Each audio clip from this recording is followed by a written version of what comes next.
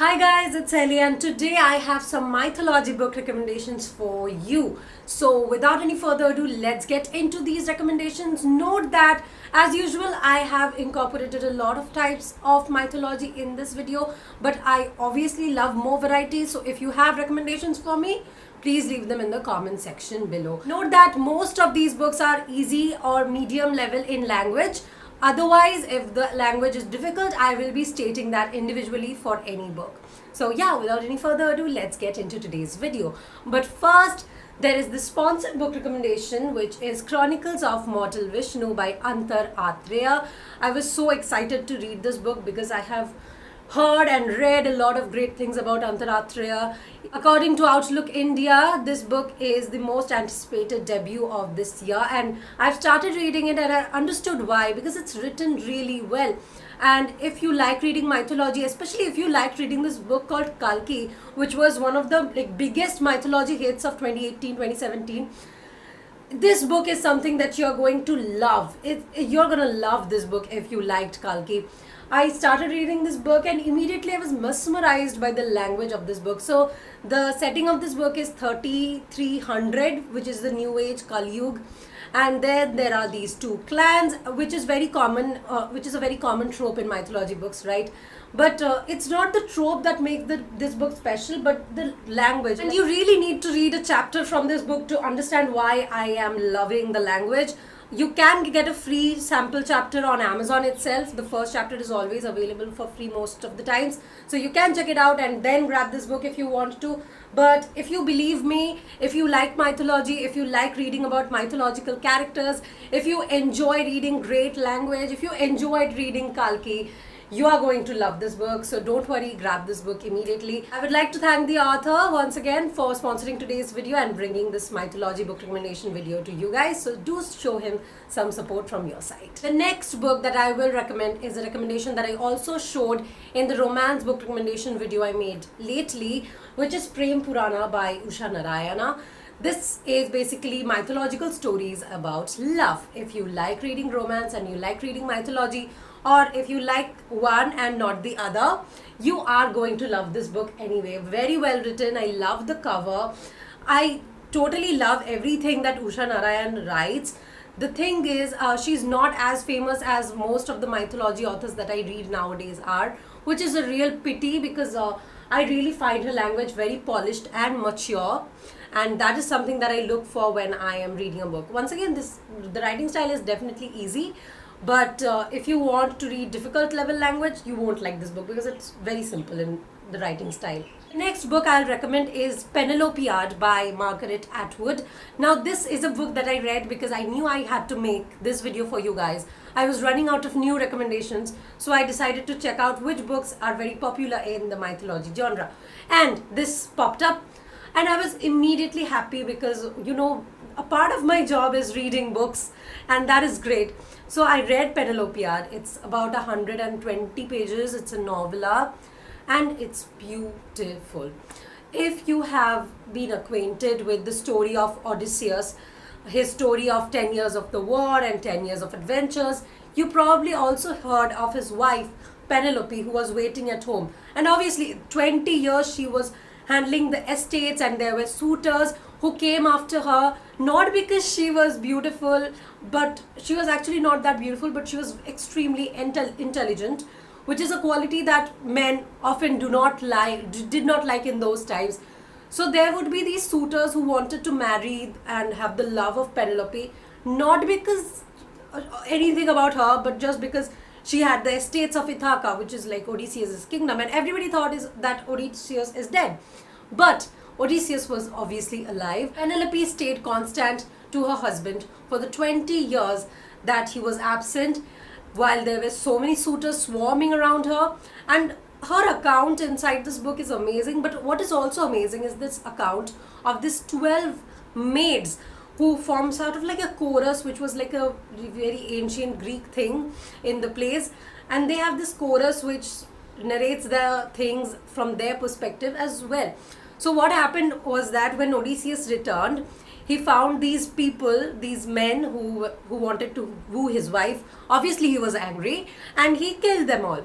And then there were these maids whom actually Penelope had asked to spy on the men and pretend like they like the suitors so that they can give the hidden information of the suitors to Penelope. But in front of Odysseus, these girls pretended like they were in favor of the suitors.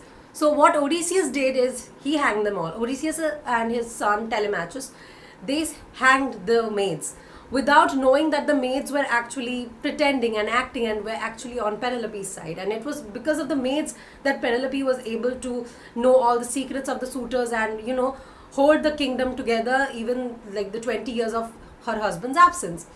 So the maids were unjustly killed, and that is one of the saddest parts, and there are so many tropes inside the book. A lot of people say that it's a feminist narrative, but Margaret Atwood doesn't like that. She's like, if it's from a perspective of a woman, it doesn't mean that it's feminist. I really like Margaret Atwood as a whole person, and Penelopiad is definitely a book that you must read if you want to read mythology. I spoke for about 4 minutes about Penelopiad, I guess. That's not right. Let me get into the other recommendations as well. The next recommendation will be any Japanese mythology book. I really love Japanese mythology. I really want to read other mythologies as well. If you want to recommend me something, leave them in the comment section below. Japanese mythology is extremely interesting. There are some stories that I was already acquainted with. There are some stories that I was not so acquainted with. But the whole of it is amazing. And if you like Japan, like a lot of us like Japan just because we like anime or J-pop. But the thing is, yeah, that's a great reason to read books. Anyway, next book that I'll recommend is The Fisher Queen's Dynasty by Kavita Kane. This is the story of Satyavati, who was the wife of Shantanu, who was one of the pivotal forces who set Mahabharata into motion. And if I had not read this book, I would probably not have understood how significant a role Satyavati played. Like, we all know about Draupadi, we all know about Kunti also to some extent, but not significant attention is paid to Satyavati, who was the daughter of a fisher, and she had this smell of fish on her body, and I forgot what happened, but suddenly there was a blessing that she got, and she smelled really great after that, which is sort of a blessing that I guess everybody wants, especially if you travel in a public bus. But jokes apart, this Satyavati is such a dynamic character.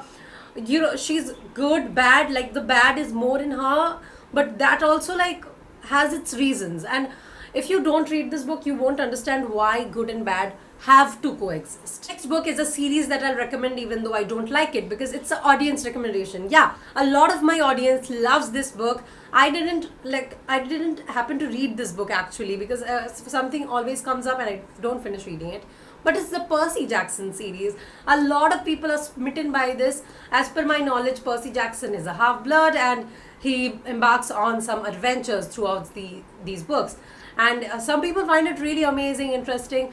I hope that I will too when I actually finish reading it, but I don't want to hold off this video till then. So yeah, that will be a recommendation. Although I have not read it, a lot of my audience have read it, so they are your friends basically. So yeah, it's a friend's recommendation.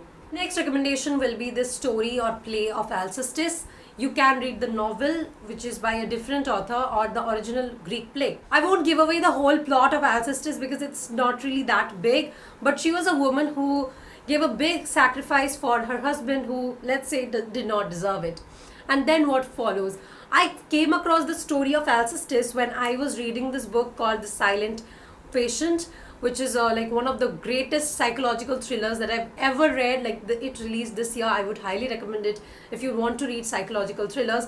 But basically in that book there was the story of Alcestis, and it was sort of weaved with the actual plot, and it was amazing the way the author had put Greek mythology into psychological thriller. I would have never thought that something like that will be possible, but it was. And I fell in love with the story of Alcestis and read the original, and it was oh god, I wish I had read it earlier. The next recommendation will be Between the Blade and the Heart. It's the story of a Valkyrie. How many of you are interested in Valkyries? Raise your hands in the comment section below.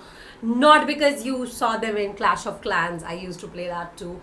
But Valkyries are very interesting mythological characters. If you don't know what or who Valkyries are basically people who are appointed to kill immortals. They slay immortals. They have this axe like thing.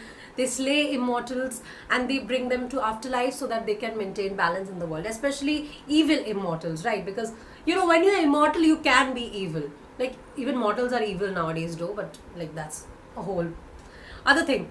But yeah, this is the story of Malin. She also is in love with her ex-girlfriend, and that also creates a lot of problems in this book. I do think that this book is the least interesting of all the books that I'm recommending today. Even then, if the concept interests you, this book is a popular book among the young adult community, specifically because it's written by Amanda Hawking, who is a very, very famous author. But if you want to, just grab this book. Since at the very beginning of the video I told you guys about Kalki, I will recommend Kalki to you. This is the second book, but obviously if you start reading, it would be from the first book. Both of them are equally amazing. Obviously there are a lot more questions in book 1 and a lot more answers in book 2, but then there's a lot to wait for in book 3 as well, and I'm sure Kevin is going to release the book very soon, and I am so proud that I have him to call a friend of mine, because he's an amazing author and he's doing some really amazing things. By the way, a new book by him called Narsimha also came out. I really want to read that book very soon. How many of you are reading Narsimha right now? Comment below. And last but not the least, I will recommend Chitra Banerjee Divakaruni's Forest of Enchantments or Palace of Illusions. The stories are respectively about Sita and Draupadi, two of the most famous female characters of Indian mythology, Hindu mythology, and you are going to love these books if you like good writing style. Her writing style is like so did I just say satire? Anyway, her writing style is so flowy, I can't even tell you. Those of you who are dancers, please forgive me for this, but this is so pleasing. But yeah, that's the exact word I will use to describe her writing style. It's so flowy. You just can't you can't just shut the pages of a book once you start reading.